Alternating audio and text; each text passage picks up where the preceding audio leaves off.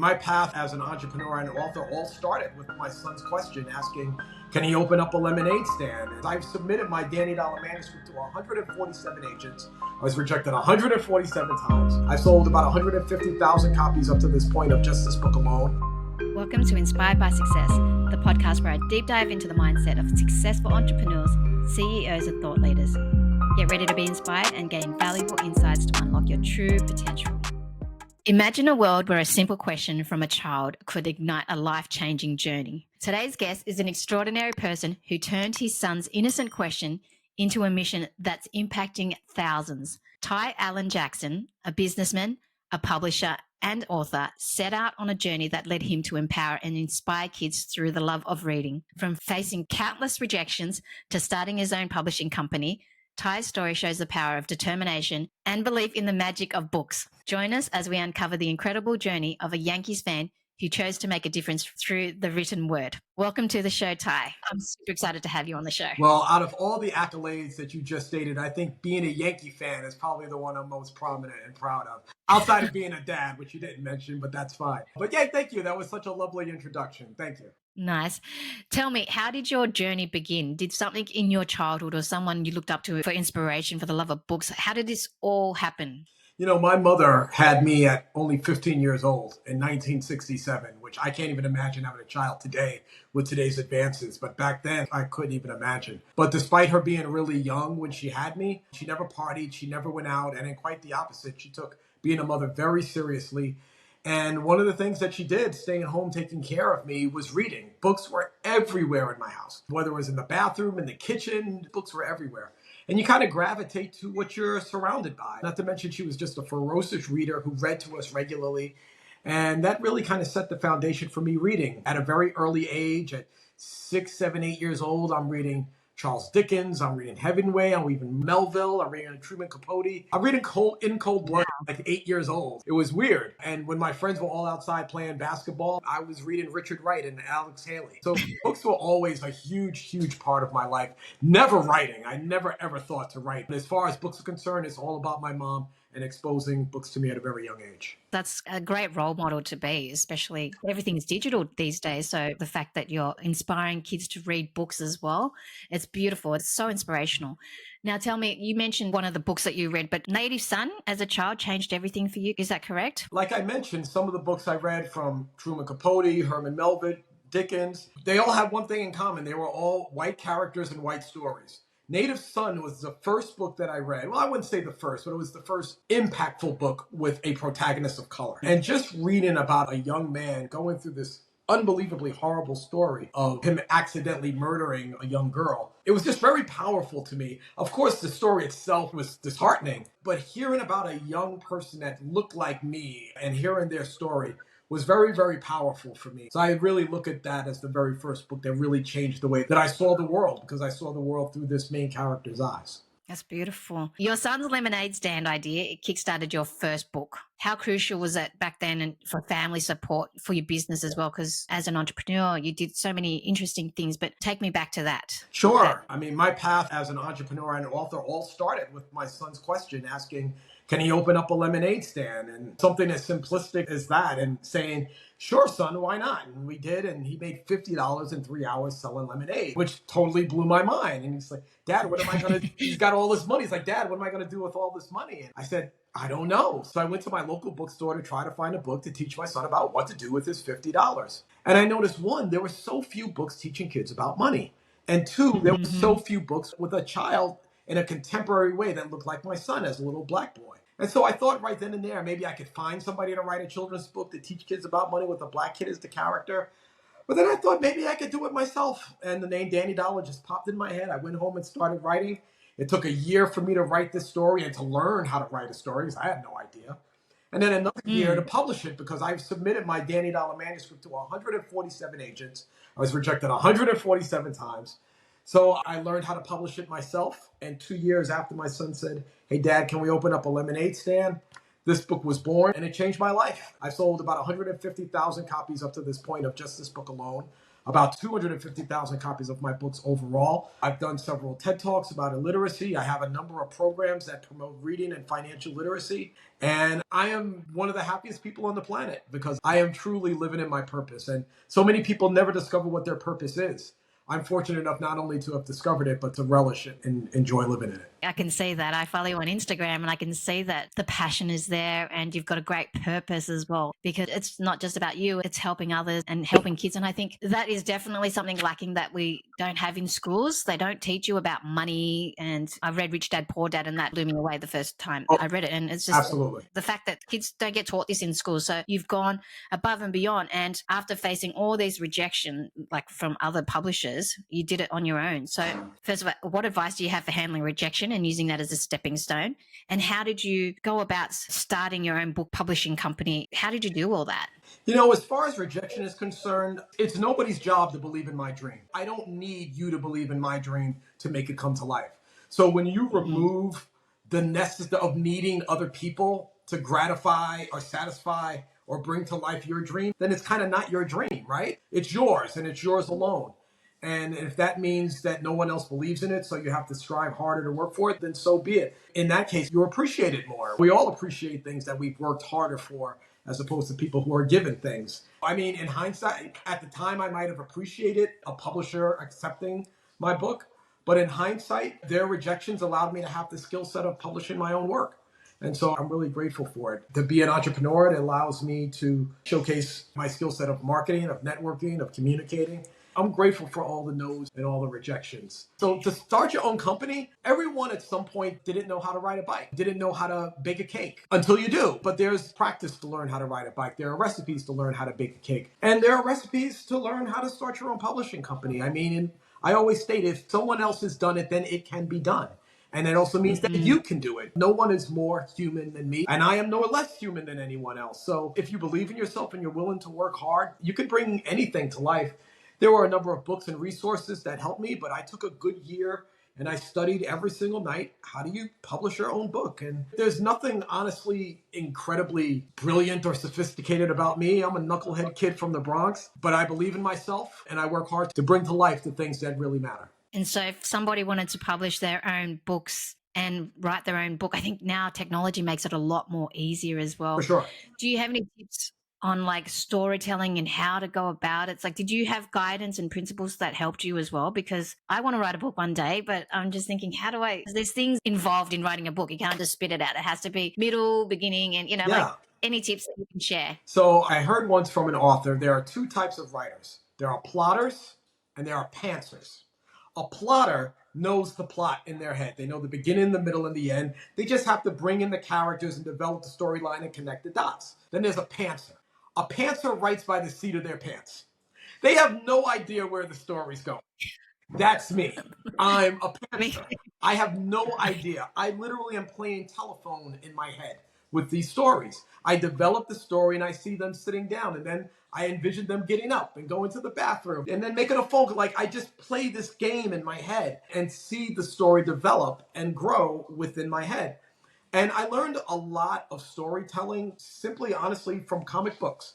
Like, comic books have a really powerful, simple narrative of telling you an origin story of Peter Parker, this young kid from Queens who's really dorky, and all of a sudden he gets bit by a spider, and the next morning he can climb walls, and then he realizes he's got this great power. What is he going to do with it? It's so you develop this story in your head, and you utilize other books and other stories and kind of mimic them and put your own spin on them. I by no means consider myself a writer. I would never call myself a writer. I call myself a storyteller. And the powerful thing about that is we all tell stories. Your kid comes home from school, what do? You ask them, how was your day? And they tell you a story about their day. Or whether you come home from work, hey, honey, how was your day? What do? You tell them a story about how your day went. So we're all storytellers, each and every one of us. Now it's just for you to utilize that same power that each of us have and develop it into your imagination and just bring a character and story to life. Nice. And your stories are doing well, obviously, because you've sold a lot of books. Tell me, how did you market your books? Like, which platforms did well for you? You've gone into schools and stuff like that to present and talk. Fantastic work. But yeah, what platform has worked the best for you to drive the most sales for your books? Honestly, it's just guerrilla marketing. I'm a kid from the Bronx, and the one thing kids from the Bronx know how to do is hustle. And so Jay-Z used to take his mixtapes and put them in his trunk of his car and just drive around and sell his tapes. I did the exact same thing, except I did it with books. I take my books, I threw them in the trunk of my car, and I went to every YMCA, Boys and Girls Club, elementary schools, financial institutions, and I just started knocking on doors. And in the very first month, just with that mindset, I sold 1,000 books in the first month. The next month, I reached out to Carver Bank in New York City, the largest black-owned bank in the country. I sent my book along with a letter stating to the CEO of the company, stating that this would be a great book to teach the children of your community about finance and entrepreneurship. 2 weeks later, the CEO called me personally and said, I love this book. Could you come to Harlem and talk to the children of our community about financial literacy? And can we buy 1,000 copies? Wow. And I quit my job that day. Like, I knew, like, this is what I'm supposed to do. This is my purpose. So I sold a lot of books by simply connecting with children. There's the old saying, why do people rob banks? Well, that's where the money is. If my objective is to sell books to children, where are children? Children are in schools, they're in daycare centers, they're in YMCAs. So I don't worry about going to Barnes and Nobles and Targets and Walmarts because kids aren't there.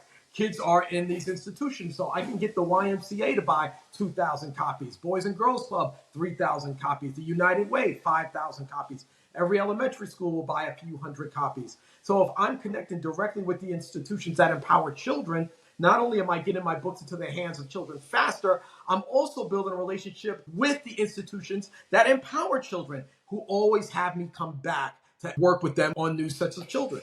That just happened to me with the Syracuse public school system. I worked with them about 5 years ago and visiting all the elementary schools in Syracuse. Well, 5 years later, they called me back to do it again because they have a whole new set of kids. So you build these relationships with these institutions, and if you do a really good job, you get the opportunity to work with them again. Do you go out into stores or do you stick with the same institutions? The reason I don't go into stores, I'm probably in about 10 stores across the United States, which is not a lot at all. So it doesn't justify selling as many books. The majority of my books are sold through these institutions. The problem with bookstores, for me as an indie author, is that one, the bookstores take 40%. Wow. Yeah, I mean, they have to make money, right? I mean, bookstore can't be in existence unless they're making a profit. So after I'm buying my book for X amount of dollars, and then I have to give them 40% off of that, there isn't as much money for me. And then you have to ship the books and stuff like that. I like the opportunity of working with the institution because that's where the children are. And honestly, my books are just the vessel to do what's really my purpose, and that's empowering kids. My purpose isn't to write children's books. My purpose is to empower children. My passion is to write children's books. I use my passion of writing children's books to develop into my purpose, which is empowering young people. It's good because the young kids are the future and we need more of that, especially with social media these days. And it's hard. How do you get kids to read more? Because my son, I give him books, but he's only interested in reading the comic books, and that's fine. He loves the One Piece anime books, and that's fine as long as he's reading something Absolutely. to take away from the gaming. But how do you get kids to get more excited about books? My daughter, actually, she's a 5-year-old, and I read to her every night. We make a habit of going to the library, and I get at least 20, 30 books every 2 weeks, just so that there's new books, and every night we're reading. So she's already got a love of books because I love books myself. But for the kids that haven't got the love of books, how do you do that? How do you motivate kids to read more? So does your son like basketball? No, not really. He's a gamer. Let's just hypothetically say the average kid in the States loves basketball and they love LeBron James. Or if you love music, you might love Taylor Swift or Beyonce. Or if you love movies, you might love Will Smith or another actor. The problem with the world of literature is that there is no Will Smith of books. There's no Beyonce of books. Kids gravitate to people, not necessarily things. They may love basketball, but they follow LeBron James. They may love music, but they follow Beyonce and Taylor Swift. They may love movies, but they follow a certain actor because those are people that inspire them. So the way that I inspire kids is by having a really great presence, which is why my social media is so animated. Like, I want to make sure I'm projecting really good energy. And when I go to schools, I have that exact same energy. My school visits are like rock concerts. We're dancing, we're singing, we're laughing, we're telling jokes, we're integrating pop culture. So kids are making the connection from books to entertainment, not books as just education. And when kids are inspired and they're laughing by someone who makes them laugh and inspires them, they want to align with that person. And so they naturally gravitate to the books because they're inspired by the creator of those books. For example, very often I get a parent who will send me a picture of their child reading one of my books, which is awesome. The first thing I do is I ask their name. And then I send a personalized message to that child, to the parent, to share with the child, to say, this author of the book you love took the time out to be able to say hi to me. First of all, it's great marketing. And it's also sincere in my ultimate objective, which is empowering our young people and building connections and relationships with them. So they're going to love my books for life because this author took the time out to say hi to them simply because we sent them a picture. And I think that that's really important. And it's a special way that I bond and connect with my readers to keep them interested in reading. Oh, that's beautiful. That's really good. You mentioned the importance of representing children in a positive and fun way through your books. How can businesses and entrepreneurs apply this principle to empower and engage their target audience effectively? Ask them. I think we fail to actually engage with the people who we want to support. We very often think that we know what's best for our kids. You know who knows what's best for our kids? Our kids. We should ask them. We should make them more part of the process of what they would like to see, who they would like to emulate, what narrative and story would they like to hear. We very often just selfishly think that we know. We know what they want. We know what they want to hear. No, we don't. We really don't. Every once in a while, a child will say something or present something to you that blows your mind. And that's what children do. They do it all the time. They're our most prolific teachers. And so I think institutions can simply do a better job of asking kids what they want. And I mean, what better way? I tell my girlfriend for her birthday, I'm like, I don't want to guess what you want. Tell me what you want. I want to get you what you want. So I don't want to play the guesswork. Tell me what you want and I'll get that. I know it's less romantic, but she gets what she wants instead of me getting something. And I say the same thing for my kids. Tell me what you want. It's the best form of communication. Ask. That's so true. It's simple, but it's effective. Having mentors is valuable for entrepreneurs. Have you had any mentors who've played a pivotal role in your journey? And how do you recommend entrepreneurs go about finding the right mentors for their ventures as well? Yeah, honestly, my mentors were Gandhi, Steve Jobs, Barack Obama, Oprah Winfrey, because that's the power of books. I can literally go right now to the store and I can have a one-on-one conversation with Malcolm X. And Malcolm X can tell me everything that he knows about how to become one of the greatest leaders that's ever lived. Right now, that's the power of what books can do. There's no other platform where that exists. Not in movies, not in television, not in podcasts, no disrespect. But I literally can have an in-depth one-on-one conversation with the greatest minds that have ever lived. Today, past and present. Obviously not future. And so that's one of the narratives I tell to the kids. If you want to speak to Taylor Swift, you actually can do that. Taylor Swift today can have a full conversation with you because I'm sure in the bookstore somewhere is the life story of Taylor Swift. And she can tell you everything that she's ever done and known about becoming this amazing entertainer. So yes, to answer your question, I've had the most amazing mentors in the world because I take the time, effort, and energy to read about those that inspire me, and they in turn teach me how to be a better everything. Give me some books that have dramatically changed your life through these mentors. I'll give you three. So one was The Secret by Rhonda Byrne. It really changed the way that I saw the world and made me believe in the law of attraction and that thoughts become things. That's one. The Success Principles by Jack Canfield, who wrote Chicken Soup for the Soul. That book was basically a blueprint for success. It doesn't matter whether you want to be a great mom or the CEO of a Fortune 500 company. The principles for success are the same. The Secret shifted my mindset. The Success Principles gave me the tools to use that mindset. And then there was a book titled, of all people, Do You by Russell Simmons. Russell Simmons, hip-hop mogul. As a kid who grew up in the Bronx and watched hip-hop come to life, Russell Simmons was the godfather of hip-hop. And to hear how he literally created virtually a genre and made it, in part, one of the most powerful entities in the world was incredible. It was the right book at the right time. I read those three books in succession next to each other, and it literally changed the way I saw the world. Wow. And I think you've applied a lot of the principles to, I definitely believe in the secret and the thought. Mindset is super crucial in succeeding. That's why this podcast, I'm just hungry to learn about successful people and the mindset that got them to where they are. I've just read a book not long ago, Dr. Joe Dispenza and the habit of getting out of yourself. I can't remember exactly what the book was, but Dr. Joe Dispenza, he gives the scientific approach to the law of attraction using quantum physics. Yeah. Oh, wow. Yeah, and it blew my mind because it's not just the law, but the actual science behind it. And it does go with thought and belief and whatnot too. Breaking the Habit of Being Yourself. That's the book. Somebody recommended it on a TikTok video. This girl that did Excel and she's just created the life that she wanted. Yeah, it's just manifestations, but in actual scientific facts. So really, really interesting. I love books. Yeah, me too. In terms of pursuing a passion, as you did with your books, usually being an entrepreneur often involves financial risks. How do you strike a balance between following a passion and maintaining financial stability? By not having excuses. I'm a no excuses kind of guy. When I first entered the world of authorship, I have to admit, one, I had no idea what I was doing. I just knew that I couldn't fail. Not sure how I'm not going to fail, but I'm not going to fail. So the very first year, while I was throwing books into my trunk and driving around in bookstores and stuff like that, at night, I worked overnight at a remedial type of job just to pay the bills. And then I hustled my books in the night. And it was that hustle that allowed me after a year to be able to navigate being an author full time and just not to make excuses. I didn't have a ton of money, so I had no nest egg really to rely on.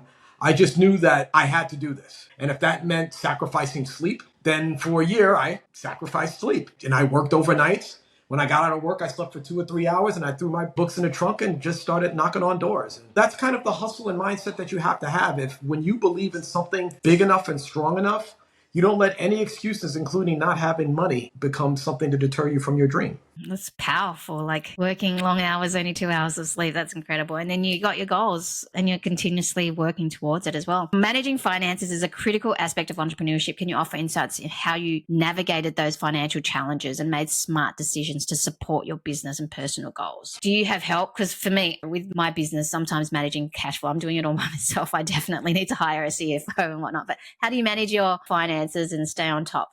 Oh, you just said it. I know my strengths and I know my weaknesses. And despite the fact of writing a book about financial literacy, I am horrible with numbers. Horrible with numbers. But I have a business partner and she's great with numbers and she loves numbers. We all have a passion and we all have a purpose. Many entrepreneurs feel like they need to know how to do everything. I think when you're first getting started, you don't really have much of a choice, so you do. But once you're able to allow somebody to utilize their strengths in finance, their strengths in marketing, their strengths in distribution, let them do it. So you can focus on your strength of being creative, on your strength of being a representative for this business. And so I'm very fortunate. I have a great business partner. She handles all of the books and all of the invoicing and all of that stuff so that I can double down on the things that I'm really good at. And it's a perfect marriage. So I highly suggest, one, when you are getting started, unless you have the resources, there's no question about it. You're going to have to learn to do these things on your own. But the moment that you can make enough money to expand your business, do that. Don't cash in all your chips and get a new house or a new boat or whatever. Instead, utilize your resources to grow your business so that other people can do the things they're great at, which doubles down on you doing the things you're great at. And then in a couple of years, you can buy boats for everybody. Yeah, you're scaling. It's good finding the right fit as well to balance your weaknesses. I totally agree on that one. Now let's talk about success. We know that success often involves learning from failures, and there's lots of challenges in entrepreneurship. Can you share a significant setback or failure that you've experienced in your career and the lessons that you've learned from it? So when I first got started, and I kind of alluded to this before, but when I first became an author and I got 1,000 books in my garage, I'm like, awesome, now I'm going to go to bookstores and they're going to be so excited to carry my book. No. Big, small, mom and pop corporations, nobody cares. Nobody wanted to carry my books. Not the small mom and pop bookstores, certainly not the big giant Walmarts and Targets and Barnes and Nobles. They could care less about me and my little indie author book. So I had to ask myself, the world that traditionally sells books wants nothing to do with me. How do I get my books out into the world? And that's where I asked the very simple question. Ultimately, who do I want my books into the hands of? Children. Well, where are children? Children are not in Barnes and Nobles. They're not in Walmart. They're not in Target. They're in schools. So having this really simplistic mindset of an A to B instead of an A to Z was just really important for me. I'm like, I want to go directly to the source. I want to go directly to the institutions that I'm trying to work with. I don't need a middle person. I don't need a middleman. I don't need a middlewoman. I don't need a bookstore to distribute my books. I can do that. I should do that. And so having that level of ingenuity of saying that the traditional way does not work for me. So I'm going to go untraditional and create my own way of what works for me. I know how to market. I know how to communicate. I know how to network. So I'm going to use those skills to be able to engage with institutions that, by the way, have the same like-minded mantra and purpose I do of uplifting and empowering young people. That's what I want to do. So how can I use my book as a tool for them to accomplish their objective? Not mine. Their objective is to empower and educate the people of their community. My job is to get them to use this book as a tool to accomplish their objective. And having that mindset and pivoting from thinking about being in Barnes and Nobles and bookstores to being in alignment with corporations that have the same mantra as me changed the game. So for other entrepreneurs, especially who are just getting started, I would write down who are the top 10 institutions that align with my mantra, that align with my purpose and my mission. And instead of finding middle, go directly to those institutions and align and work directly with them. It worked for me. I'm sure it can work for others. That's beautiful. In terms of mindset as well, mindset is super important. What tips can you give for people who want to adopt the right mindset for success? Is not to chase money. When you chase money, you're taking your eye off the ball. You're taking your eye off of why you got started in the first place. So my objective has always been and will always be to empower our young people. And I think the mistake that entrepreneurs make is that they focus on becoming rich. Instead of focus on becoming rich, focus on becoming valuable. Because when you are of value, people cannot do without what it is that you're doing. When you're of value, you've invested in yourself to become the most valuable at what you do. Like in sports, they call the best player in the league the most valuable player. Not the best player, not the most expensive player, not the most accomplished player, the most valuable player. What's the player that brings the most value to your organization that you can't do without? And that's what being of value means. It means that you're so good at what you do that you are of greater value than someone who isn't.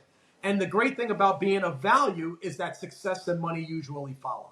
I totally agree. What you do, balancing multiple roles and responsibilities, I know it can be challenging. How do you manage to balance your career as an author, publisher, and advocate while avoiding burnout? Because you mentioned before, when you were hustling, you only had 2 hours of sleep. The one thing in my mind was, how did you avoid all that? Because if I don't have much sleep, I get burnt out after a few days. So how do you do it now? Well, one, I love it. I think every day about that little kid reading this book and smiling and having this book be the native son that was for me, the book that changed the way that I saw the world. And that's my objective, is to create the type of books that I had when I was a kid that made me see the world a little differently. And when I do that, when I have that mindset, it's like you become tireless. That just matters to me so much. And I'm also selfishly going to say, I want to leave a legacy behind. I don't know how many days I have left on this planet, but I want to make sure that the time, effort, and energy that I put in is of service to other people.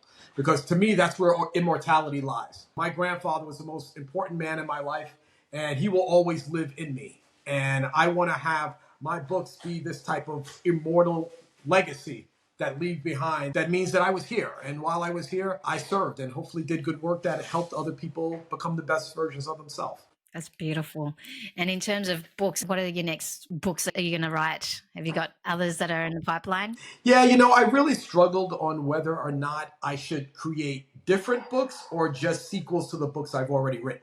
And I really love the characters that I've developed. So right now I'm working on sequels to almost all of my books that I've written so far. I don't think it's necessary for me to have 10 different books from 10 different stories and 10 different characters. The author of A Diary of a Wimpy Kid has done pretty well for himself. Sold over 150 million copies with that one character. I'm content in just working with the characters that I have that have proven themselves to be really well. What I would love to do is expand them into television or movies or into other entities to kind of push the narrative of believing in yourself and financial literacy a little bit more. That'd be a great idea if you did it. Yeah. Get somebody to produce a show or a movie. Yeah, that'd be awesome because kids are very visual as well. And if it's successful, you might as well just keep continuing on with it. Absolutely. That's incredible. What advice or words of wisdom do you have for aspiring entrepreneurs or business owners or startup companies who are embarking on their own unique journeys, especially when it comes to staying true to their passions and their purpose? Because I can see you're so passionate about what you do, your purpose as well. And I know that